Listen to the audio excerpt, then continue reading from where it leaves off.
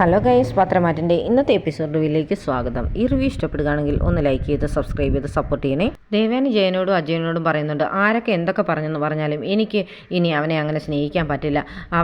അവൻ്റെ ഭാര്യയെ വഞ്ചിക്കുകയല്ലേ ചെയ്തെന്നൊക്കെ പറയും. നീ ഇപ്പോഴും അങ്ങനെ തന്നെ വിശ്വസിക്കുകയാണോ? അത് ഇനി മാറ്റി പറയാനൊന്നും പറ്റത്തില്ല എന്ന് പറഞ്ഞിട്ട് ജയൻ പറയും, എന്തൊക്കെയാണെന്ന് പറഞ്ഞാലും ആ കുട്ടിയുടെ കാര്യമാണ് ആകെ അവതാളത്തിലായത്.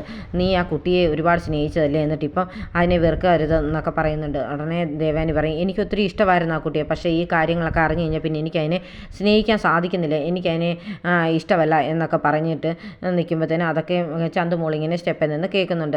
ആ സമയത്താണ് അങ്ങോട്ട് അനി കയറി വരുന്നത്. അന്നേരം അനിയോട് എവിടെ പോയതാണെന്നൊക്കെ അജയൻ ദേഷ്യപ്പെട്ട് ചോദിക്കുന്നൊക്കെ ഉണ്ട്. അപ്പോൾ ഞാൻ എൻ്റെ ഫ്രണ്ട്സിൻ്റെ കൂടെ സംസാരിച്ചിരിക്കുകയായിരുന്നെന്ന് അനി പറയും. എന്നിട്ട് ചോദിക്കും, എന്ത് പറ്റി, വല്യമ്മേൻ്റെ മുഖത്ത് ഭയങ്കര ദേഷ്യമാണല്ലോ എന്ന് പറയും. അതിൻ്റെയൊക്കെ കാരണം നീ നിൻ്റെ ഏട്ടനോട് ഇന്ന് ചോദിച്ചാൽ മതി, അവൻ പറഞ്ഞു തരും കാര്യങ്ങളൊക്കെ എന്ന് പറയുന്നുണ്ട്. അപ്പോഴത്തേന് അനി അവരോടെല്ലാം ചോദിക്കുന്നുണ്ട്, എന്താ വല്യമ്മയ്ക്ക് എന്താ പറ്റിയെന്ന്, നീ ഇപ്പോൾ എന്താണെന്ന് കാര്യം നിൻ്റെ അമ്മയോട് എന്ന് ചോദിക്കുക. ഇവിടെ ചില പ്രശ്നങ്ങളൊക്കെ നടന്നു, അതെല്ലാം പൊടിപ്പും തൊങ്ങലും വെച്ച് നിൻ്റെ അമ്മ ഇപ്പം നിന്നെ പറഞ്ഞ് കേൾപ്പിക്കും, അതുകൊണ്ട് നീ അങ്ങോട്ട് ചെന്ന് ചോദിച്ചാൽ മതിയെന്ന് അജയനും പറയും. അപ്പം അനി ഉടനെ അത് കേട്ടിട്ട് മേലിലേക്ക് കയറി ചെല്ലുമ്പോഴത്തേന് സ്റ്റെപ്പിൽ നിൽക്കുന്ന കുഞ്ഞിനെ കാണുന്നുണ്ട്. എന്നിട്ട് ചോദിക്കും, ആ മോൾ ഇവിടെ നിൽക്കുകയായിരുന്നോ, എന്താ മോളെ ആരെങ്കിലും വഴക്ക് പറഞ്ഞോ എന്നൊക്കെ ചോദിച്ച് കുഞ്ഞിനെ എടുത്തുകൊണ്ട് പോകുന്നുണ്ട്. അപ്പം ദേവയാനി ഇങ്ങനെ കുഞ്ഞിനായിട്ട് നോക്കുന്നൊക്കെ ഉണ്ട്. ആദർശിനെ അറിയുന്ന ആരും അവനെ കുറ്റം പറയില്ല, നയന പോലും അവനെ സപ്പോർട്ട് ചെയ്യുകയാണ് ചെയ്തത്. അന്നേരം നീ അവനെ വിശ്വസിക്കാതിരിക്കുന്നത് ശരിയാണോ എന്നൊക്കെ ഇവർ രണ്ടുപേരും ചോദിക്കുന്നുണ്ട് ദേവയാനിയോട്. ദേവയാനി പറയും, എന്തൊക്കെ പറഞ്ഞാലും ആരൊക്കെ പറഞ്ഞാലും എനിക്ക് അവനെ ഇനി വിശ്വാസമില്ല, എനിക്ക് എൻ്റെ മരുമകളിലുണ്ടാകുന്ന കുഞ്ഞിനെ താലോലിക്കാനാണ് ഇഷ്ടം, അല്ലാതെ വല്ലയിടത്തുനിന്നും വലിഞ്ഞു കയറി വന്ന കൊച്ചിനെ ഒന്നും താലോലിക്കാനൊന്നും എന്നെ കിട്ടത്തില്ല എന്ന് ദേഷ്യപ്പെട്ട് പറയുന്നുണ്ട്. അനി കുഞ്ഞുമായിട്ട് നേരെ ജാനകിയുടെ മുമ്പിലേക്ക് ചെല്ലുന്നുണ്ട്. ജാനകിക്ക് ആ കുഞ്ഞിനെ കാണുമ്പോൾ തന്നെ ദേഷ്യം വരും. ഈ കൊച്ചിനെ ഇതിനെ നീ ഇങ്ങോട്ട് എടുത്തോണ്ട് വന്നേ, എനിക്കിതിനെ കാണുന്ന പോലും ഇഷ്ടമില്ല, കൊണ്ടുപോകാൻ പറയും. ഉടനെ അനി അങ്ങ് ദേഷ്യം വരുന്നുണ്ട്. അനിക്കെങ്കിലും അനി ഒന്നും മിണ്ടുന്നില്ല. ചോദിക്കും, എന്താ അമ്മ ഇവിടെ എന്താ സംഭവിച്ചെന്ന് പറയും. ആഹാ, നീ ഇതൊന്നും അറിഞ്ഞില്ലായിരുന്നല്ലേ, ഇന്നിവിടെ പല സംഭവങ്ങളും നടന്നു, ഈ കൊച്ചെ ഇവിടെ ചുമ്മാ കയറി വന്നൊന്നുമല്ല, ഇത് ഈ വീട്ടിലെ ചോര തന്നെയാണെന്ന് പറയും. അന്നേരം അനി ചോദിക്കും, അതെന്താ അങ്ങനെ പറഞ്ഞെന്ന് ചോദിക്കും. അത് കാരണം ഈ വീട്ടിലെ ഒരാളുടെ കുഞ്ഞാണിതെന്ന് പറയും. ആരുടെ, അബിയുടെയാണെന്ന് ചോദിക്കും. അബിയുടെ ആയിരുന്നെന്നാണ് ഞങ്ങളെല്ലാം വിചാരിച്ചിരുന്നത്, പക്ഷേ അവനൊന്നും അല്ല ഇതിനകത്ത് തെറ്റുകാരൻ, നീ വലിയ ആദർശവാനാന്ന് പറഞ്ഞ് നടക്കുന്ന ഒരു നിൻ്റെ ഏട്ടനുണ്ടല്ലോ ആദർശ്, അവൻ്റെ കുട്ടി ചെയ്തെന്ന് പറയും. ആദർശേട്ടൻ്റെ അങ്ങനെ ഒരിക്കലും വരത്തില്ല, എനിക്കറിയാം, ഞാൻ അറിയാത്ത ഒരു കാര്യവും ആദർശേട്ടൻ ഇല്ലെന്ന് പറയും. അത് നീ അവൻ്റെ മനസ്സാക്ഷി സൂക്ഷിപ്പുകാരനല്ലേ, അതുകൊണ്ട് നീ എല്ലാ കാര്യങ്ങളും അറിഞ്ഞിട്ടും അറിയാത്ത പരുവത്തിൽ എല്ലാവരുടെ അടുത്തും നിന്നതായിരിക്കും എന്നൊക്കെയാണ് ജാനകി പറയുന്നത്. ഉടനെ അനി പറയുന്നുണ്ട്, അമ്മ ആരെ എന്തൊക്കെ പറഞ്ഞെന്ന് പറഞ്ഞാലും ആദർശേട്ടൻ അങ്ങനെ ഒരു കാര്യം ഉണ്ടായിരുന്നെങ്കിൽ എന്നോട് പറഞ്ഞേനോ, എന്നാൽ അവൻ നിന്നെയും കൂടെ കളിപ്പിച്ചതായിരിക്കും എന്ന് പറഞ്ഞ് ദേഷ്യപ്പെടുകയാണ് ജാനകി. അപ്പം എനിക്കങ്ങ് ആകെ സങ്കടമാകുന്നുണ്ട്. അനി നേരെ കുഞ്ഞിനെ എടുത്തുകൊണ്ട് മുത്തശ്ശൻ്റെ മുത്തശ്ശിയുടെ അടുത്തോട്ട് ചെല്ലും. അന്നേരം മുത്തശ്ശിക്കൊക്കെ ഭയങ്കര സന്തോഷത്തോടെ ചന്തുമോള് വാ എന്നൊക്കെ പറഞ്ഞ് അവർ സന്തോഷിക്കുന്നുണ്ട്. ആ സമയത്ത് അനി ചോദിക്കും, എന്താ മുത്തശ്ശ ഇവിടെ നടന്ന സംഭവങ്ങളൊക്കെ, ഞാൻ ഇപ്പോഴായിരിക്കും കാര്യങ്ങളൊക്കെ അറിയുന്നത്, എന്തായാലും ആദർശേട്ടൻ്റെ കയ്യിൽ നിന്ന് ഇങ്ങനെ ഒരു കാര്യം നടക്കുമെന്ന് എനിക്ക് തോന്നുന്നില്ല, ഈ ഒരു കാര്യം ഉണ്ടായിരുന്നെങ്കിൽ ഞാൻ അറിഞ്ഞേനെന്ന് പറയും. നിനക്ക് ഉറപ്പല്ലേ ആദർശ് അങ്ങനെ ഒരു തെറ്റ് ചെയ്യില്ല എന്ന്? അത് ഉറപ്പ് തന്നെയാണ് എനിക്കും ഉണ്ടായിരുന്നത്, അതുകൊണ്ട് നീ ഇനി അവൻ്റെ അടുത്ത് ക്വസ്റ്റ്യൻ ഒന്നും ചോദിക്കാൻ നിൽക്കണ്ട, അവൻ നിരപരാധിയാണെന്നുള്ള കാര്യം എനിക്ക് ഉറപ്പാണ്. അപ്പം മുത്തശ്ശിയും പറയുന്നുണ്ട്, അത് എന്തായാലും നയനമോൾ വരെയും അവനെ മനസ്സിലാക്കി, പക്ഷെ ദേവയാനിയാണ് അവനെ മനസ്സിലാക്കാതിരുന്നെന്ന് പറയും.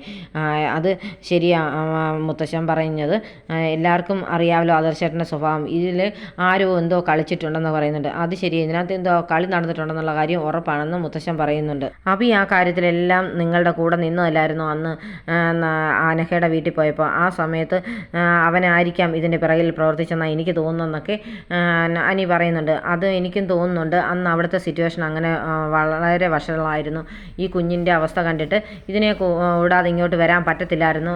പല അനാഥാലയങ്ങളിലെയും കുഞ്ഞുങ്ങളെയൊക്കെ നമ്മൾ നോക്കാറുണ്ടല്ലോ, അനാഥർക്ക് നമ്മൾ സാമ്പത്തിക സഹായം ചെയ്യാറുണ്ട്, അപ്പോൾ ആ കൂട്ടത്തിൽ ഈ കുഞ്ഞിനെയും കൂടെ നമ്മളിങ്ങനെ കൊണ്ടുപോകുന്നു, പക്ഷേ ഈ കുഞ്ഞിനെ ഇപ്പം നമ്മളുടെ വീട്ടിലെ ഒരംഗത്തെ പോലെ തന്നെ ആയിരിക്കും എന്നൊക്കെ പറയുന്നുണ്ട് മുത്തശ്ശൻ. സത്യം എന്തായാലും ഒരു ദിവസം തെളിയുക തന്നെ ചെയ്യും, അന്നേരം നമുക്ക് ഇതിൻ്റെ ബാക്കി കാര്യങ്ങൾ നോക്കാം, അതുവരെ ഇതിങ്ങനെയൊക്കെ തന്നെ പോകട്ടെ എന്നാണ് മുത്തശ്ശൻ അനിയോട് പറയുന്നത്. അനി പിന്നെ നേരെ പോകുന്നത് ആദർശിൻ്റെ അടുത്തേക്കാണ്. ആദർശ് ഇങ്ങനെ ഓഫീസിൽ ഇരിക്കുന്ന സമയത്ത് ചെല്ലുമ്പോൾ ഉടനെ അനി ചോദിക്കുന്നുണ്ട്, ആദർശേട്ടൻ ഇത്രയും ദിവസം ഇങ്ങനെ തീ പിടിച്ച പോലെ നടന്നത് ഇതിനായിരുന്നല്ലേ, ഇതെന്തിനാണ് ഇങ്ങനെ മനസ്സിൽ വെച്ചുകൊണ്ടിരുന്നത്, ഞങ്ങളോടൊക്കെ തുറന്ന് പറഞ്ഞുകൂടായിരുന്നോ എന്നൊക്കെ ചോദിക്കും.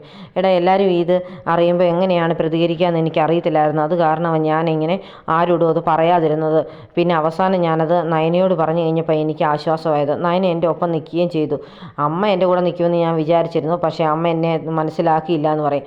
അതിന് അതിന് ഒരു കുഴപ്പമില്ല. ഞാൻ ആദർശേട്ടനെ മനസ്സിലാക്കുന്നു. എനിക്കറിയാം ആദർശേട്ടൻ്റെ ഭാഗത്തുനിന്ന് അങ്ങനെ ഒരു തെറ്റ് വരത്തേ ഇല്ലെന്ന് എനിക്കറിയാം.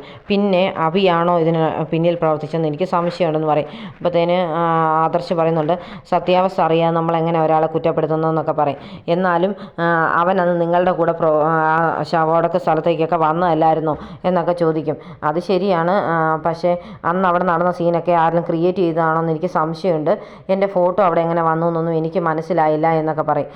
നമുക്കിത് ഒന്ന് സത്യസന്ധമായി ഒന്ന് അന്വേഷിച്ച് നോക്കാമെന്നൊക്കെ അനി പറയുന്നുണ്ട്. അപ്പോൾ ആദർശ് പറയും, അതിനൊക്കെ കുറച്ച് കഴിയണം, ഉടനെ തന്നെ അതിൻ്റെയൊക്കെ സത്യാവസ്ഥ പുറത്ത് വരുമെന്ന്. പുറത്ത് പോകാനായിട്ട് തുടങ്ങിയിട്ട് ഉടനെ അനി തിരിഞ്ഞ് വന്നിട്ട് പറയുന്നുണ്ട്, ആദർശേട്ടനെ ഞാൻ മനസ്സിലാക്കി, അതുപോലെ തന്നെ എൻ്റെ മനസ്സിലെ വിഷമവും ആദർശേട്ടൻ മനസ്സിലാക്കുമെന്നാണ് ഞാൻ വിചാരിച്ചിരുന്നത്.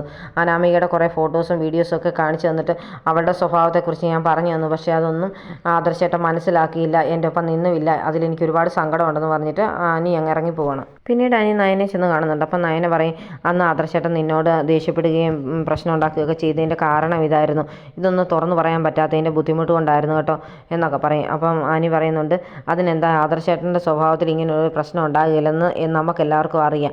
പിന്നെ വല്യമ്മ ഒപ്പം നിൽക്കാത്തതാണ് ആകെ ഒരു പ്രശ്നം എന്നൊക്കെ പറയും. പിന്നെ ഇതിനൊക്കെ പുറകിൽ അഭിയാണോ എന്ന് എനിക്ക് സംശയമുണ്ടെന്നും പറയുന്നുണ്ട് അനി. അന്നേരത്തേന് പറയും, എന്തായാലും ഇതിങ്ങനെ ഒരു പ്രശ്നം ഉണ്ടായ സ്ഥിതിക്ക് ഇനിയിപ്പോൾ ചന്തുമോളെ അത് കൂടുതൽ ബാധിക്കുന്നത് എന്നൊക്കെ പറയും. ഞാൻ ആ കുട്ടിയെ ഒരുപാട് സ്നേഹിക്കുന്നുണ്ട്, ആ കുഞ്ഞ് വന്നപ്പം തൊട്ട് ഞാൻ അതിനെ അടുത്ത് തന്നെയാണ് നിർത്തുന്നതെന്നൊക്കെ അനി പറയുന്നുണ്ട്. നയന ആദർശിൻ്റെ അടുത്ത് എന്ന് പറയും, എന്തായാലും അനിയന് ചേട്ടനെ ഭയങ്കര വിശ്വാസമാണല്ലോ എന്ന് പറയും. അനി നിന്നോട് സംസാരിച്ചു വരുന്നതെന്ന് ചോദിക്കും. പിന്നെ അനി എന്നോട് പറഞ്ഞായിരുന്നു, എന്തായാലും അവൻ നമ്മുടെ ഒപ്പം തന്നെയാണ്, അവൻ മറ്റുള്ളവർ പറയുന്നൊന്നും വിശ്വസിച്ചിട്ടേ ഇല്ല, ആദർശേട്ടനെ അവന് ശരിക്കും വിശ്വാസമാണെന്നൊക്കെ പറയും. അന്നേരത്തേന് ആദർശ് പറയും, അവൻ എന്നെ മാതൃകയാക്കി ജീവിക്കുന്നവനാണ്, അതുകൊണ്ട് അവൻ എന്നെ എന്തെങ്കിലും തെറ്റുണ്ടെങ്കിലും അതെന്നെ പറഞ്ഞേനെ, ഞാൻ അവനോട് പറയാത്തതായിട്ട് ഒരു കാര്യവും ഇല്ലായിരുന്നു എന്നൊക്കെ പറയുന്നുണ്ട്. എന്തായാലും ഇതിനൊരു വ്യക്തത നമുക്ക് ഉടനെ തന്നെ കാണിക്കണം.